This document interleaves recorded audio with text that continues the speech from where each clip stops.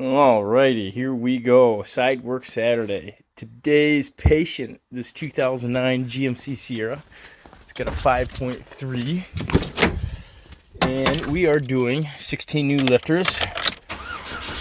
This customer opted to go with the DOD replacement lifters. He doesn't want to do the DOD delete, which is fine.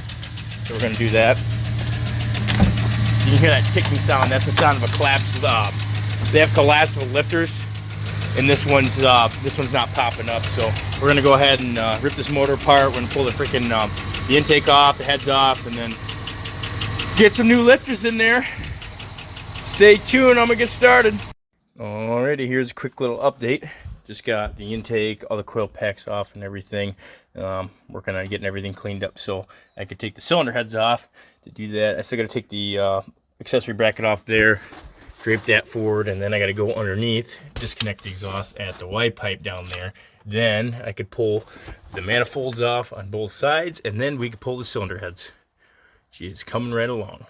Alrighty, here we are back working on the 09 Sierra.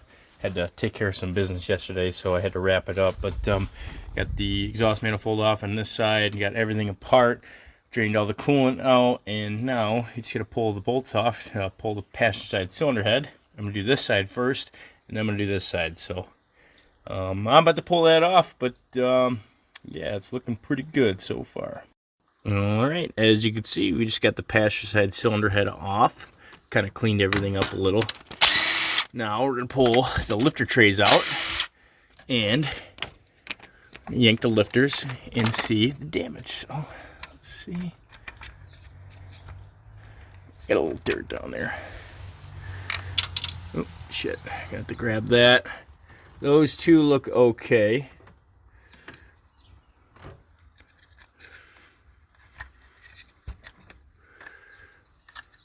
And so do these. So it looks like we're just looking at a standard lifter replacement and not a cam, which is a really good sign. So yeah, I'm going to go ahead and pull the rest of these out and clean all this up and put this side back together, and then we're going to do this side. Stay tuned. So one of these things here is not like the other. I'll leave that for you guys to decide. No, I'm just kidding. Y'all can clearly see right here. This is the source of the tick right here. This is a collapsed AFM lifter, or DOD, like displacement on demand, or AFM, active fuel management. So this engine, it's a 5.3 liter V8, and they had a V4 mode to save fuel, right? As they say. In reality, this is just a freaking garbage system that might save like 0.5 of a mile per gallon. When it works. When it doesn't work, it's a pain in the ass, and you got to rip the freaking engine apart to replace the lifters, like you see here. But I'll explain what happens here. Like, this engine will disable 4 cylinders, right, by the means of the valve train, right? So it's gonna like collapse these lifters here so the valves don't actuate. If that makes any sense, which puts it in 4-cylinder mode. And this is what happens when it fails. It sticks, and you get a tick. So yeah, then you get that ticking sound and a misfire on whatever cylinder. In this case, I believe that was cylinder GM is 13572 cylinder 6. Cylinder 6 was missing. So yeah, you get a misfire here because your valves aren't going to pump up when they normally should, right? So you're not going to get a valve opening, or opening, which means you're not either going to get air into the cylinder or exhaust out of the cylinder, so it can't do anything. So yeah, you could see, normally what we would do in this scenario would be to delete the DOD and get rid of this freaking garbage setup and go with a more reliable non-DOD setup, but this customer doesn't want to do that, and that's fine. Which, when you do that, you'd get rid of all these freaking garbage DOD lifters and replace them with the old reliable roller hydraulic lifter. But we're not doing that in this case. We're putting new lifters in, and this thing should run sweet again. Until this problem inevitably happens again. So we're going to hope that doesn't happen, though. Okay, so I got the driver's side ripped apart, everything cleaned up, all of the lifters out, got the deck surfaces cleaned up, and I just want to reiterate, like, just point something out. If you guys ever do a job like this, I can't stress how important it is to make sure you clean out the cylinder head bolt holes. Because, like, you take the heads off, coolant is going to rush down in there and fill up these bolt holes, right? And you get a bolt trying to go in that hole, okay? And you have fluid in there. that fluid can't escape because the bolt is pushing it down and it has nowhere to go. And what happens, you crank down in your torque wrench and like it could actually like hydraulically break the block. So make sure when you do these jobs, like I said, you're cleaning these bolt holes out. But yeah, I got everything cleaned up. I'm gonna put the new lifters in, get the head gaskets on, and then start putting our cylinder heads back on. Time to go back together.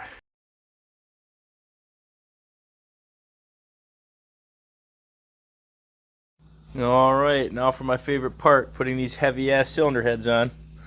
Oh, yeah, right, just kidding.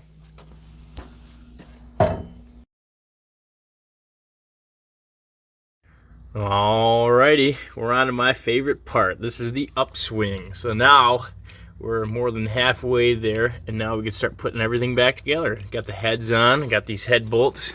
I'm gonna start dropping these in there. And then we're gonna get these all torqued down. And from here on out, it should be pretty smooth. Just reassembly, so I'm hoping, if everything goes well, I should be able to have this thing wrapped up in a couple hours, so stay tuned. Wow, would you look at that? Sorry, I haven't updated y'all in a couple minutes here. It kind of went on autopilot. They were just buzzing this thing back together, but we are looking pretty good. Accessory brackets back on, intake manifold, coil brackets, got the wiring harness routed. Had to stop for a few minutes, take a coffee break. It's getting cold out here, so I had to warm myself up. But yeah, just got to put the plug wires back on and a couple other little brackets and shit, and we will be ready to fire. So just a few more minutes. Stay tuned. Okay, that's pretty much everything right there. I still got to put coolant in it, but we're going to fire it up real quick. Just do a little dry run.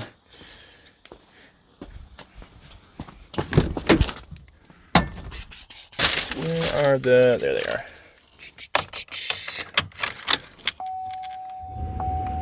Give it a second to prime.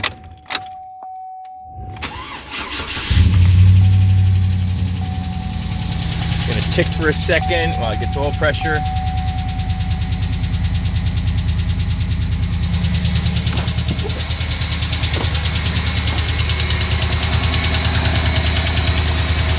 It should go away pretty soon.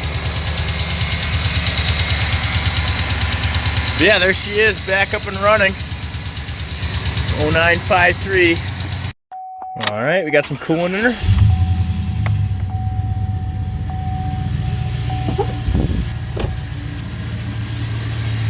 As you can see, had to run a little oil through the engine, you know, get it warmed up a bit, but the tick is gone. She is running like a champ. I'm going to bleed the cooling system, take it for a little drive, and should be ready for the customer to pick it up.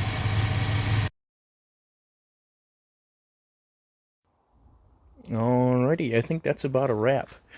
Just got back from the car wash.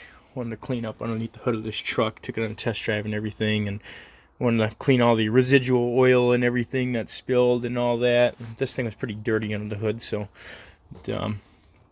couple minutes at the car wash with some soap and a brush really did a number on it. So I think it's little things like this that are, you know, it's like the little stuff that matters, you know, when you're trying to bring in new customers like that. You know, like you can just do an average job and do the bare minimum, and you know, people would be like, all right, that's cool, but you know what I mean, like you go above and beyond and do a little bit extra, and that's the kind of stuff that keeps people coming back, you know, when they can see what you did and they're satisfied with the quality of the work, you know. So yeah, I'm pretty confident about this truck, and I know he's going to come back for more work. So yeah, stay tuned for more projects, guys. This is kind of like my new thing. I'm going to start filming.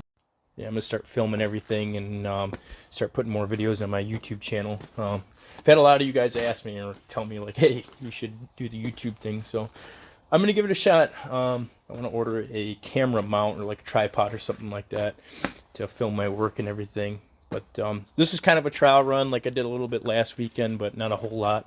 So let me know what you guys liked, what you disliked, or anything I could do better. But I think I'm going to start doing this a lot more, you know, kind of enjoy it. So if there's something you guys want to see or like I should do differently or whatever, I would greatly appreciate the feedback. yeah, there's definitely going to be more to come with this stuff as I get more side work and stuff like that. But yeah, let me know what you guys think. Hope you like what we did here, and yeah, give me your thoughts. That's it for today, folks. Dad, I'm scared. There's a ticking sound under my bed.